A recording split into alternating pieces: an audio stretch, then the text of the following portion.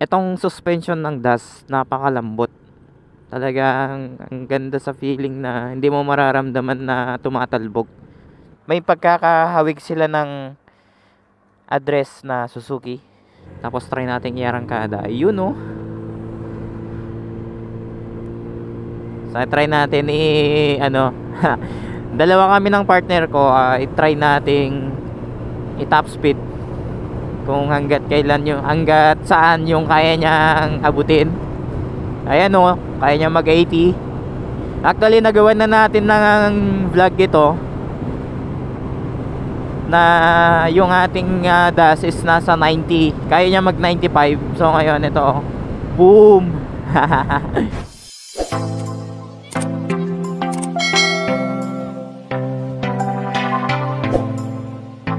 So ayun mga ka-phantom, gamit naman natin ngayon si DAS 110. Magvo-vlog sana tayo dun sa ating sniper, kaso hindi na naman nakisama ang panahon. Kasi dun sa latest vlog natin may nag-comment kung paano daw yung tamang gearing. Gagawin ko sana ng video ngayong araw na to, pero parang lalagnatin yung ating sniper dahil lumaambon. May mga viewers din tayo dito sa ating DAS na gusto din nilang bumili ng ganitong klaseng motor. So pag-uusapan natin muna itong ating scooter. Actually mga ka-phantom, itong si DAS natin, ito yung daily use natin pag pupunta tayo sa trabaho. Kaya gamit na gamit talaga ito kapag tag-ulan. Ito din yung ginagamit natin pagka naglo-long distance tayo. Napakaliit pero ang ganda ng hatak. Tsaka mura pa to mga ka-phantom. Budget friendly na may quality. Hindi naman ganun kalakasan yung ambon niya, kaso nga lang baka pagpunta natin ganun kalakas yung ambon niya, pagbalik natin ulan na talaga. So magjo-joyride tayo, pupunta tayo ng Riverside. Maganda kasi magmotor doon Pumunta ka doon, nakikita mo talaga yung ilog, tapos ang ganda ng view na nakaka-relax.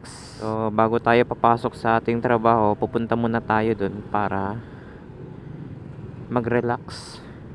Ayun Mio Sporty.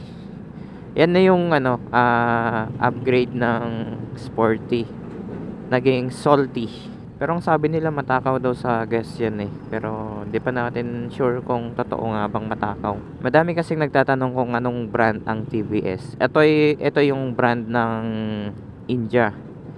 So kapag nakakita kayo ng ganitong brand, ito yung mga motor ng mga Bombay. So hindi siya Rusi, hindi siya China made kung hindi gawa ng mga India.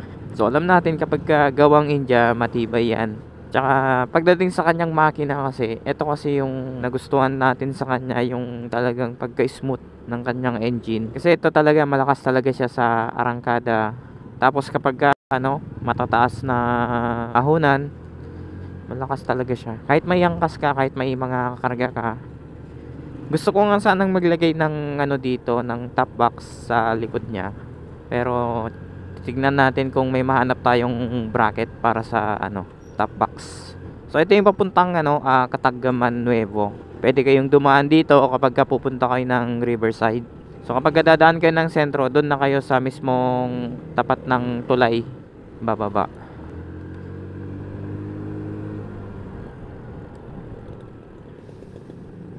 So ito na mga ka-phantom, yung papuntang Riverside. Ayan bakit ang laki naman ng ilog?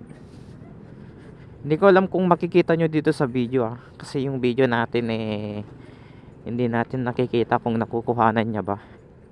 Ayan pero malikabok. May ginagawa silang daanan dyan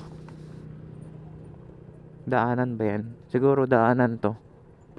Ayan sobrang alikabok dito.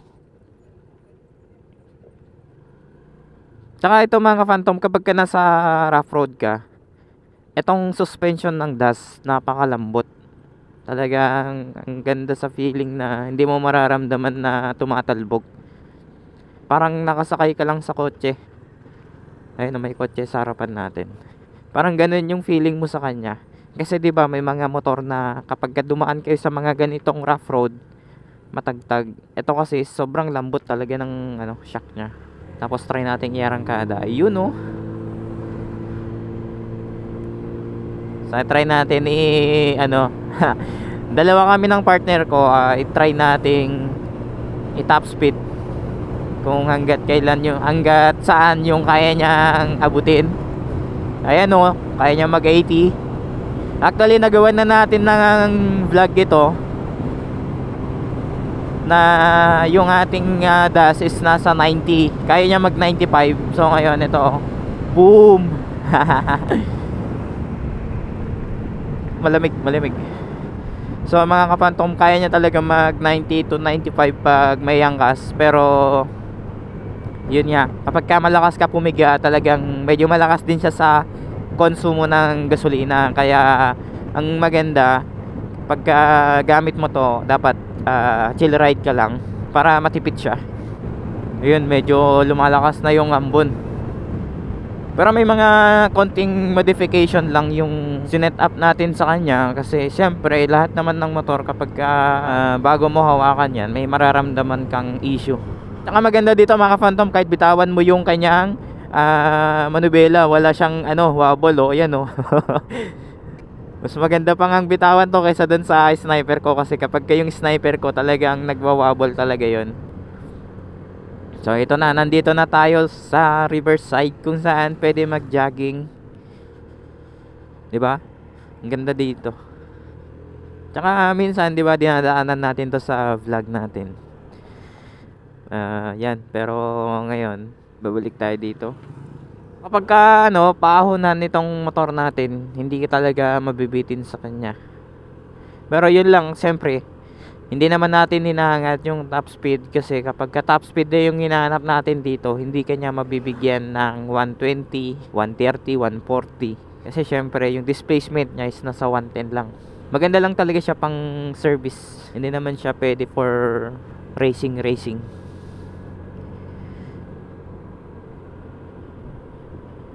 Malamig talaga. Sobrang lamig. Tsaka naririnig nyo yung tunog ng makina.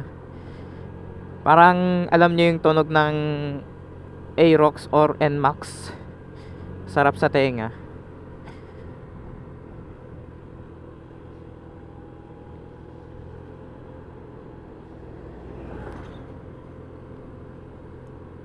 Tsaka kapag minamaneho mo tong motor na to mga ka-Phantom, alam nyo yung parang matagal nyo na siyang hinawakan at alam i-drive. Kasi napaka-friendly niya. Kapag piniga mo yung kanyang throttle, dun mo mararamdaman yung smoothness ng makina.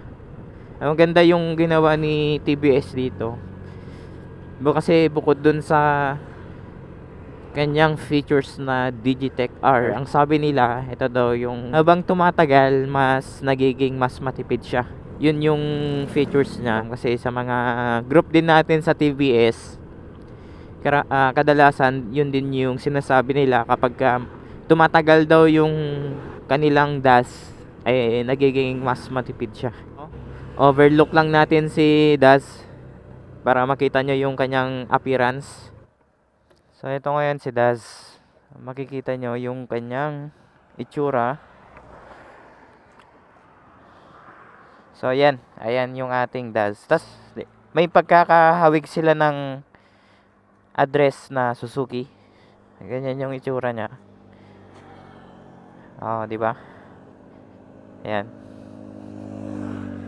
Side to side, pati yung kanyang front na brake is naka na siya.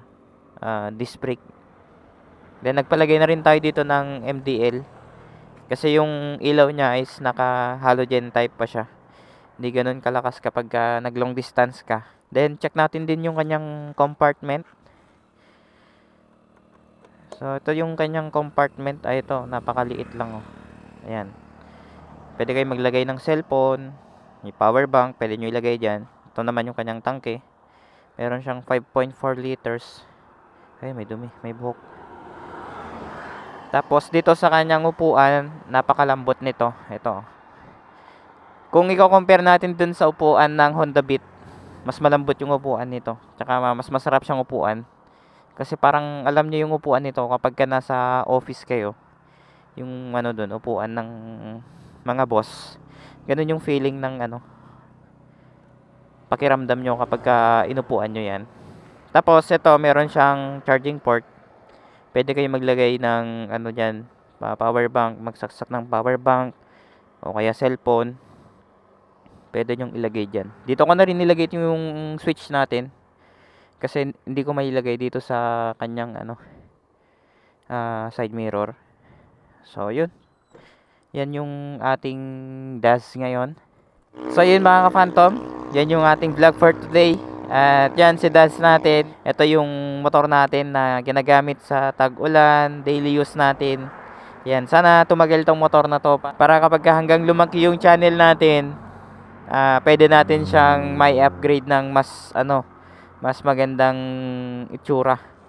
So yun mga ka-phantom, kapag hindi ka pa nakasubscribe sa ating YouTube channel, please subscribe and don't forget to hit the notification bell para lagi kayong updated sa ating latest videos.